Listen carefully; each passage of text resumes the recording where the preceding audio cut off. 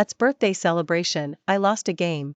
His female secretary, smiling, announced the penalty: find an edgy young guy and date him for a day, at least a kiss on the lips kind of date. The entire room erupted in laughter. I ignored them and looked at Marcus. He casually took a sip of his drink. A bet's a bet, Grace. You're not trying to renege, are you? I smiled. Fine. But one day doesn't feel like quite enough. If we're going to date, let's make it for a lifetime. I pulled out my phone and, in front of everyone, posted on Instagram: millennial woman seeking an edgy young guy for a passionate fling, ASAP. After the fling, I'm giving away my custom motorcycle. The accompanying picture was my Porsche key. The boisterous laughter in the private room instantly vanished. Marcus's fingers, clutching his wine glass, tightened slightly, his knuckles turning white. His handsome face immediately fell. Grace, what are you doing? Amber immediately put on her signature fake smile and stepped forward to mediate. It's just a game, a joke, really. Why take it so seriously? Let's just enjoy ourselves. As she spoke, her peripheral vision instinctively flickered towards Marcus. The hushed whispers around us buzzed like flies. Grace is such a sore loser. Exactly, she's clearly jealous, trying to play hard to get for Marcus.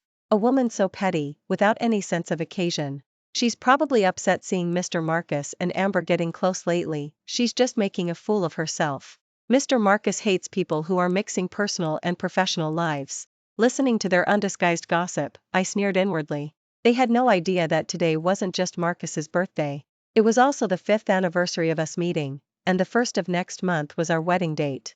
Amber and Marcus were high school classmates. She returned to the country 3 months ago, personally recruited by Marcus on the grounds that the company needed fresh blood. Ever since she became high secretary, my relationship with Marcus had gradually soured. Amber was very adept at handling things. On her first day, she brought coffee for the whole company and greeted everyone warmly. She always appeared perfectly timed whenever Marcus needed her, handing him the exact document he was looking for, or voicing the opinion he was just thinking. She was a sweet talker, good at charming people, and had successfully won over Marcus's colleagues and friends. In contrast, I, his girlfriend with a cooler temperament and poor social skills, seemed out of place. On the surface, she always called me Grace, respectful and humble, but her smile never reached her eyes.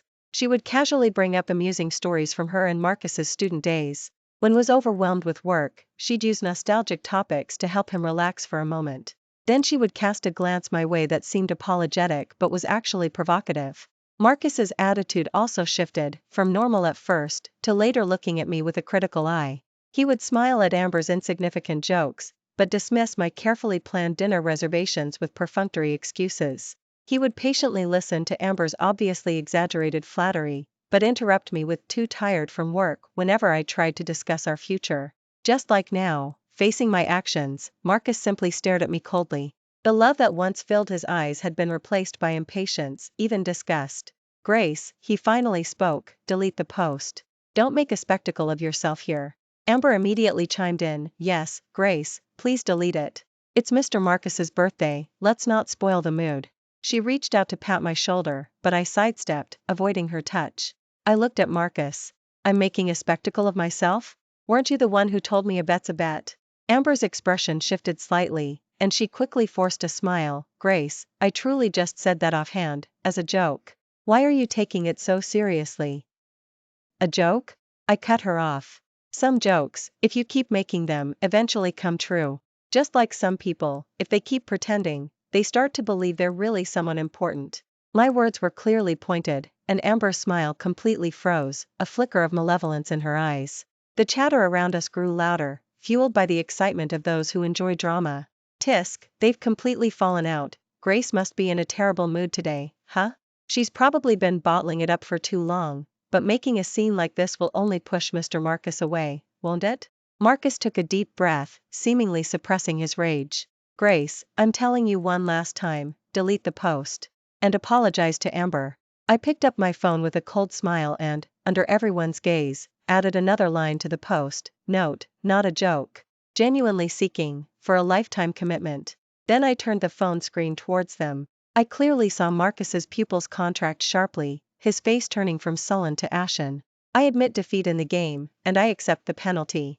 As for an apology, my gaze swept over the men's watch on Marcus's wrist, the one I'd saved a year's salary to buy. He had smiled so happily when he first put it on. I refuse. Others, sensing the tense atmosphere, rushed forward to smooth things over. Marcus's chest rose and fell slightly. He shot me a furious glare, then reluctantly suppressed his anger, no longer bringing up the topic of deleting the post or an apology. During the cake cutting, the atmosphere became exceptionally subtle. Marcus picked up the knife, his gaze sweeping through the crowd, deliberately avoiding me, who was standing right in front. Amber, come help me. Amber immediately responded and stepped forward. My pleasure, Mr. Marcus. She stood beside Marcus, shoulder to shoulder, and together they held the knife. Their movements were intimate, their faces almost touching. Applause and playful cheers erupted around them. I my ground, observing with cold detachment, like a mere spectator. After made his wish and blew out the candles, Amber pulled a velvet case from her pocket. She opened it to reveal a handmade shell bracelet. Marcus, happy birthday. She deliberately used a more intimate address. Her voice was low, but loud enough for everyone around to hear. I spent a month making this, I hope you like it. A smile instantly bloomed on Marcus's face. Amber, you're so thoughtful. As long as it's from you, I'll love it. He immediately slipped off the men's watch from his wrist and casually placed it on the nearby table. His movements were as nonchalant as discarding a superfluous item. Here, help me put it on. Marcus extended his wrist towards Amber, his tone affectionate. Amber carefully took out the shell bracelet and gently clasped it onto Marcus's slender wrist. Her fingertips subtly brushed his skin as they exchanged a smile. Wow. It's beautiful. This bracelet is so unique, the design is truly special. Exactly, it looks so much better than that old-fashioned watch from earlier. This is what truly suits Mr. Marcus's style. Secretary has such great taste and is so thoughtful. The praises rose and fell, each word like an invisible, stinging slap across my face. I walked over expressionlessly and, while everyone's gaze was still fixed on the shell bracelet, reached out and picked up the men's watch. The clamor quieted somewhat, and many eyes, filled with curiosity and the expectation of drama, settled on me. Marcus also noticed my action, his brows furrowing slightly. I held the watch firmly in my palm, then raised my eyes and calmly looked at Marcus. My voice was soft, yet it clearly cut through all the noise. Since this old-fashioned watch doesn't suit Mr. Marcus, then let it return to its rightful owner, give it back to me. The private room fell silent. Marcus opened his mouth, as if to say something, but no sound came out. He probably hadn't expected me to be so direct. A malicious glint flashed in Amber's eyes, then she smiled. Grace, why are you doing this? Mr. Marcus is just trying on a new bracelet. Why are you getting so hung up on a watch? It's his birthday today, shouldn't everyone just be happy? It's not about being hung up, I said, my tone still flat. Since he doesn't want it, I'll take it back. No need to waste it. With that, I ignored the dramatic expressions on their faces, carefully tucked the men's watch into the inner pocket of my coat, and turned to leave. Behind me, Marcus's sharp, cold laugh rang out. Take it back then. Do you really think I care for this useless watch? It's old and tacky, it's uncomfortable even to wear. Amber hurried after me, grabbing my arm, her voice low enough to be discreet yet audible to those nearby. Grace, don't be impulsive. Mr. Marcus is just saying things in anger. If you leave now, you'll make things much worse. I yanked my arm away from her. The force was considerable. She stumbled back half a step, her mask of feigned concern almost cracking. Amber, save it. I gave her a cold glance. You're overacting. Marcus's voice was sharp. Amber, let her go. Let her leave. Without looking back, I left the stifling private room. Outside the hotel, the night wind carried a chill. I leaned against my car and lit a cigarette. Only after inhaling the nicotine did the tightness in my chest ease slightly. My phone vibrated. I had a reply on Instagram. I opened it, didn't even look at the photo they sent, and just shared my location. Come over now, I'm waiting for you.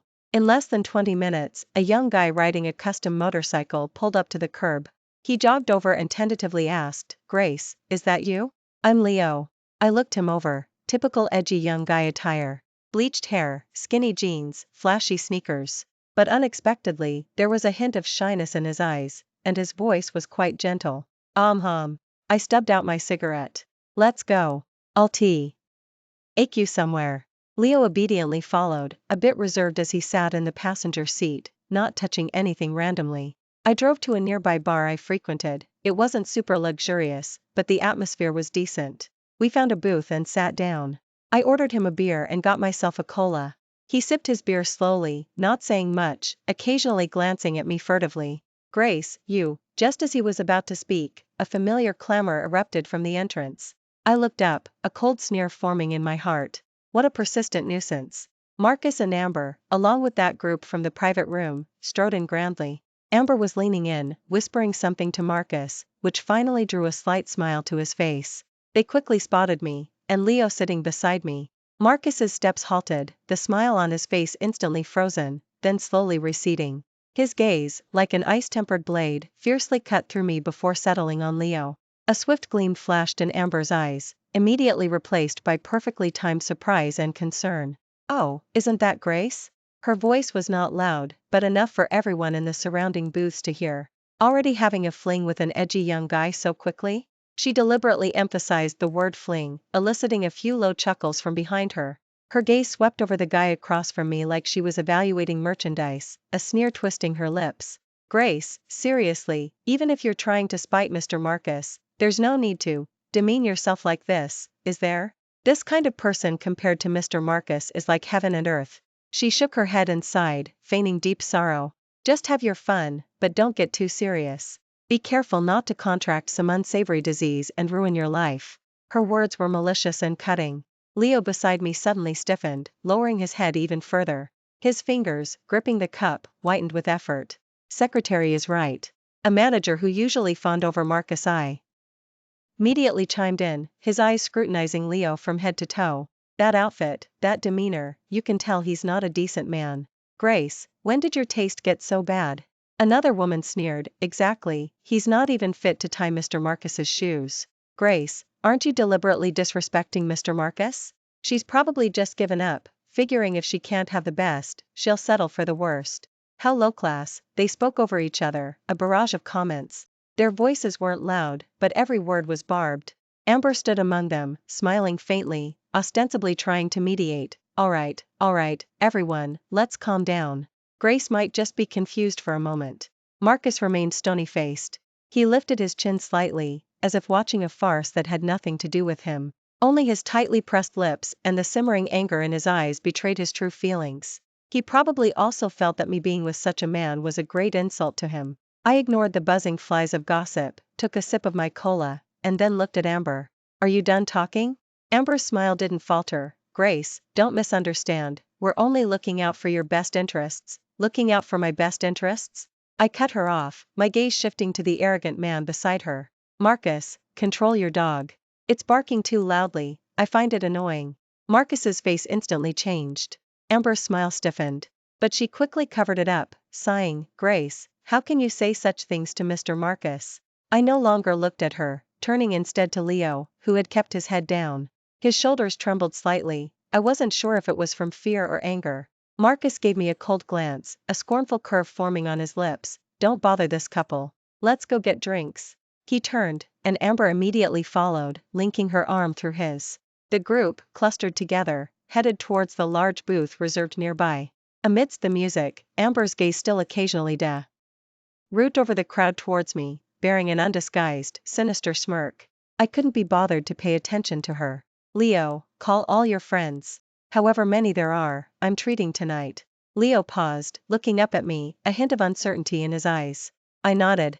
Only then did he pull out his phone and begin typing, head down. Before long, the bar entrance grew lively as edgy young guys started appearing in groups of 3 to 5.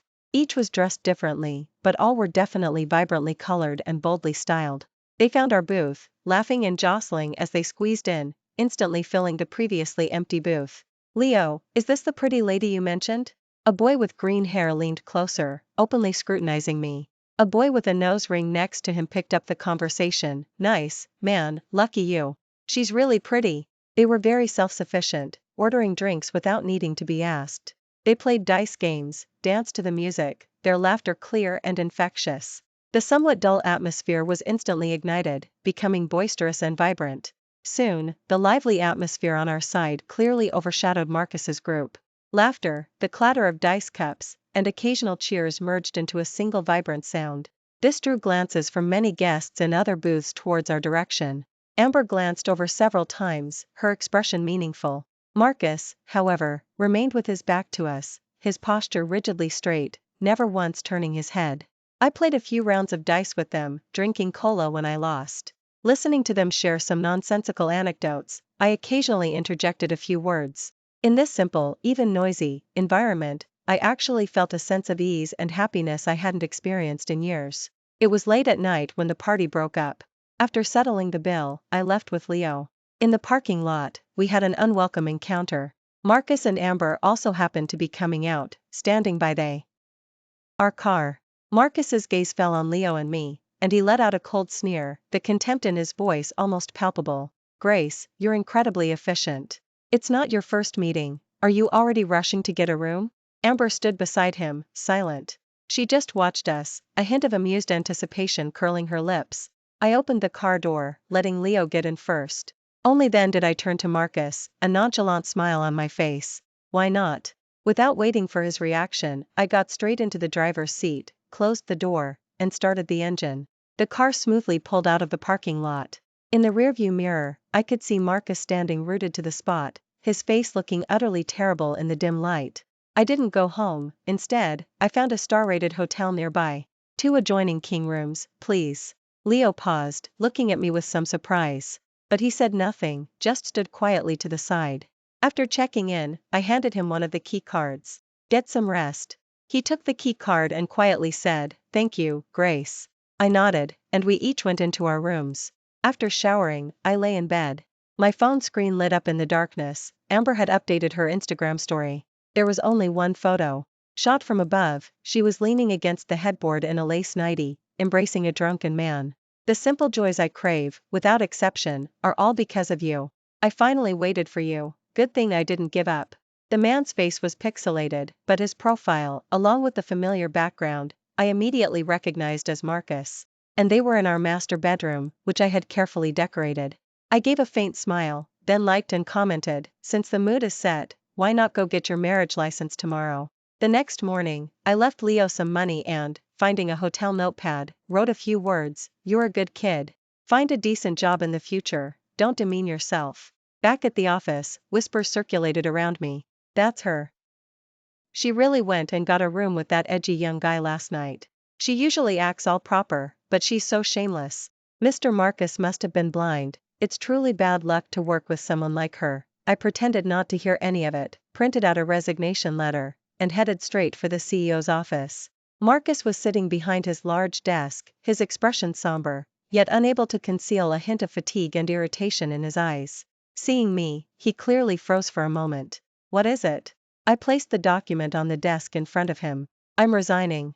Marcus's pupils contracted slightly. He picked up the report, quickly scanned it, then abruptly looked up, as if he'd heard an absurd joke. "Resigning? Grace, what do you mean? Is this just about yesterday?" "It means nothing." I met his gaze. "I'm just tired and want to rest." His voice rose. "Grace, don't play these games with me. Just because of a joke at a birthday party? Because of Amber? Are you really that fragile?" He stood up, his finger almost jabbing at the report. 5 years. You've been at the company for 5 years. Yes, 5 years. Ever since we started dating, I had dedicated the best 5 years of my youth, all my talent and energy, without reservation, to Hayes.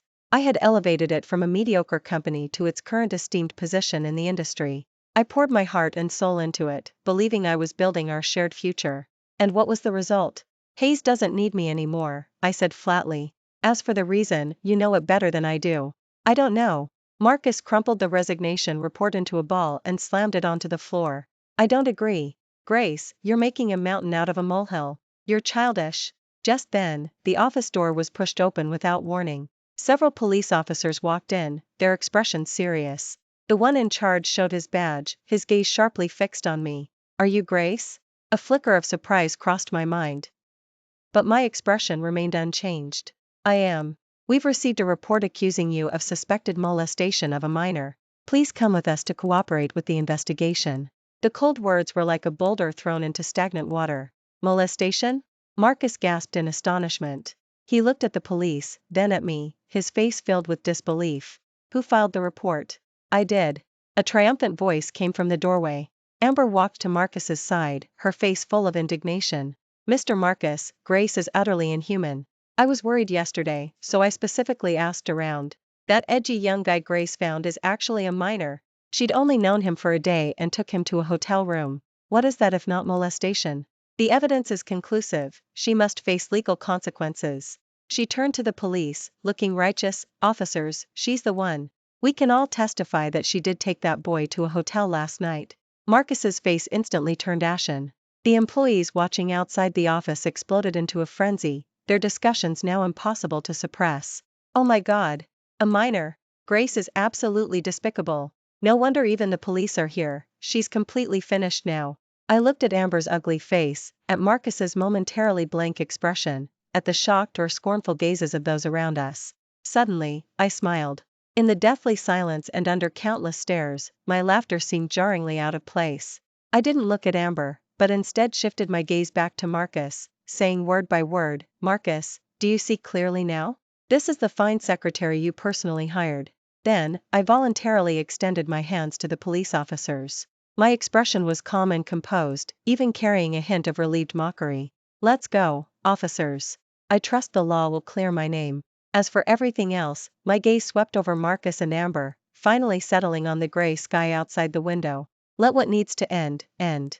The moment He cold handcuffs clicked onto my wrists, Marcus seemed to be pricked by a needle, suddenly jolting back to reality. Wait. He took a step forward, looking at the police officers with a complicated expression. Officers, could there be some misunderstanding here? I am her fiancé, we are getting married next month. Grace has worked at Hayes for 5 years, always diligent and conscientious. Her character has always been very good. His words were slightly hesitant, as if he recalled all the events of last night. But he said them nonetheless. Before the lead police officer could speak, Amber interjected, Mr. Marcus, at a time like this, you're still defending her? This is absolutely no misunderstanding. She turned to the police officers, her tone resolute. Officers, many people in our company can testify that Grace is usually quite inappropriate. She paused, as if recalling something shameful, and continued. I've personally seen her several times, under the guise of work, deliberately harassing male colleagues and even hiring male escorts. Also, that intern, Dave, who left the marketing department earlier, it was because he couldn't stand her harassment. Sarah from the administrative department also privately complained that director was always making inappropriate advances toward him. People just didn't dare speak up because of her position and her relationship with Mr. Marcus. The moment her words fell, those colleagues who usually associated with her, and who were also at the birthday celebration and the bar last night, immediately chimed in. That's right.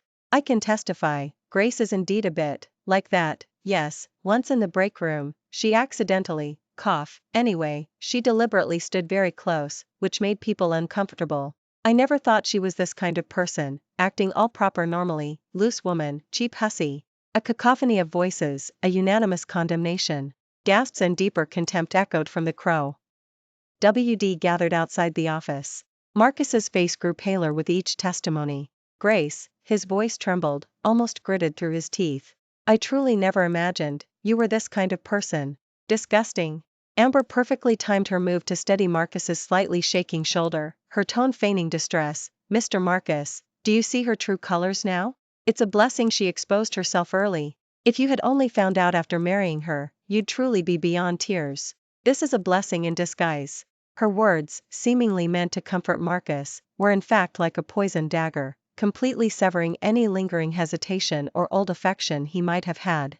I listened in silence, offering no defense. The police officers, clearly accustomed to such scenes, stated in a businesslike manner, Grace, since a report has been filed and relevant clues provided, we ask for your full cooperation in clarifying the situation.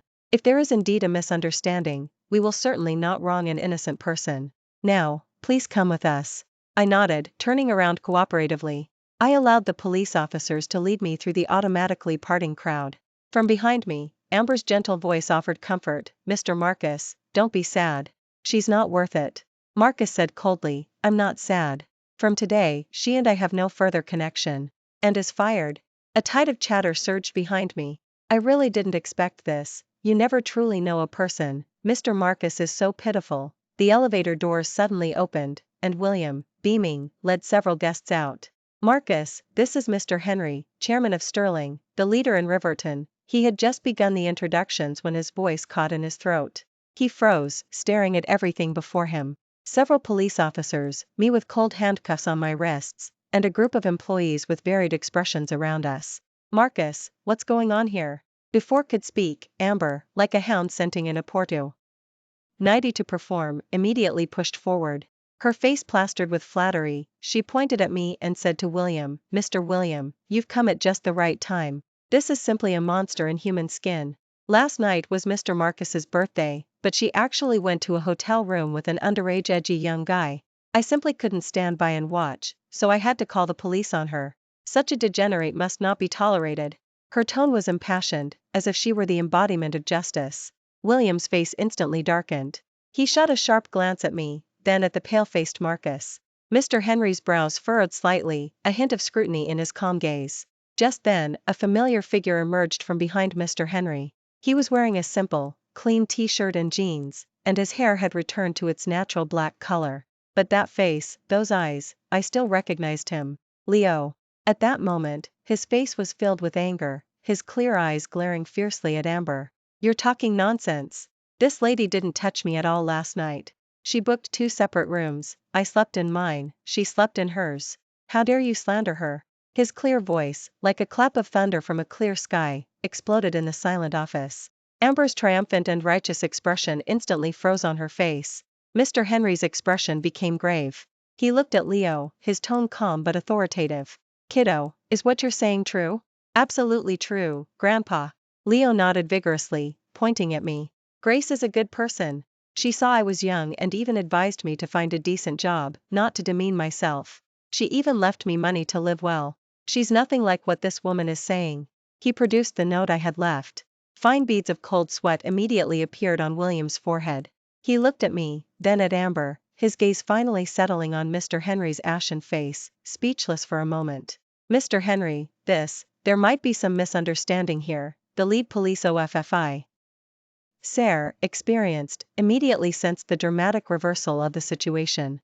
He signaled his colleagues to halt, then walked up to Leo, his tone serious but gentle. "Young man, don't be afraid.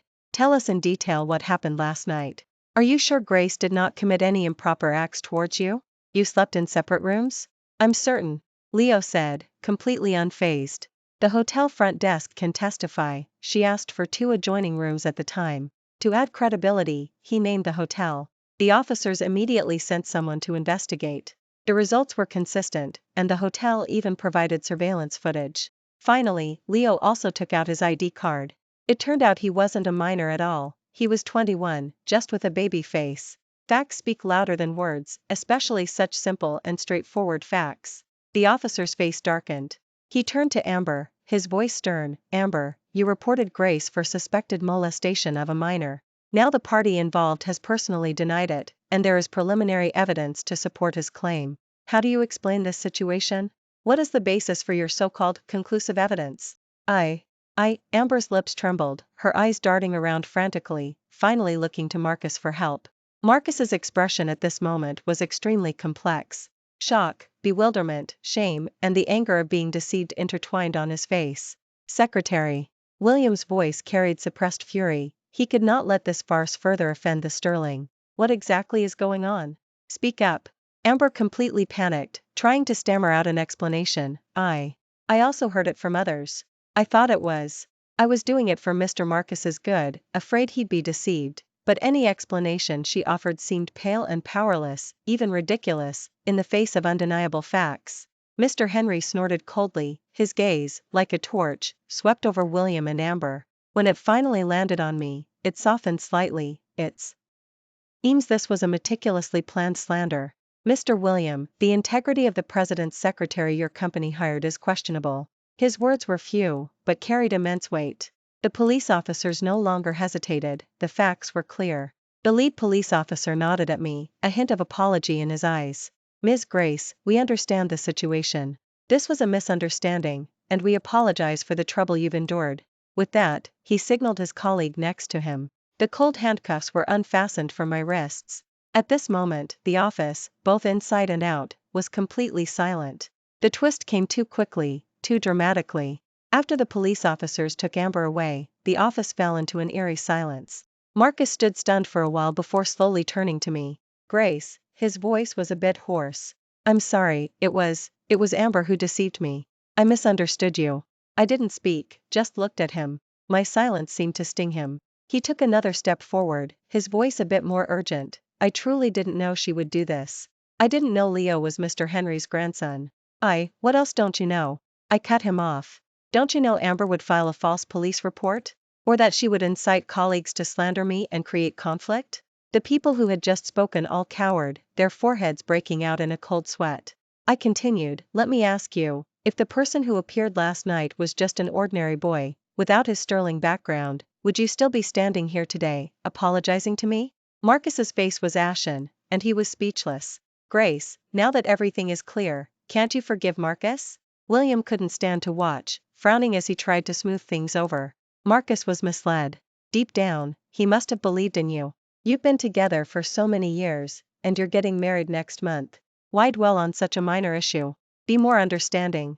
A minor issue? I chuckled, oh.